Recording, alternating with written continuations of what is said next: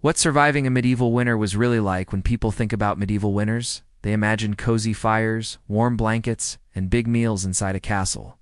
But for most people, surviving a medieval winter was hard, cold, and miserable. It started when the first snow fell and didn't melt for weeks. Most houses were small wooden or mud buildings with thatched roofs. The walls were thin, and cold air easily came inside. There were no glass windows, just shutters or oiled cloth to keep out the wind. Even the best-built cottages were drafty. Families often had to cover the gaps in the walls with straw, old cloth, or animal skins. Keeping warm was a constant struggle. Firewood was precious, and you had to collect it before winter started. If you didn't gather enough, you risked freezing or getting sick. Lighting a fire was also a challenge. There were no matches, so people used flint and steel or carried hot embers from one fire to another. The smoke from the fire filled the room because chimneys were rare. Most homes just had a hole in the roof to let the smoke out, which didn't work very well. Food was another problem. During the harvest, people stored as much grain, beans, and dried vegetables as they could.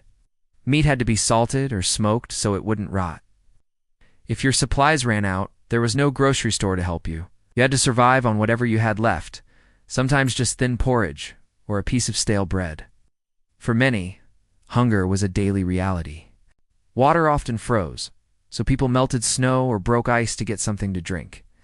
This water was usually dirty, and boiling it took precious firewood. Clean water was hard to find, and drinking contaminated water could make you sick.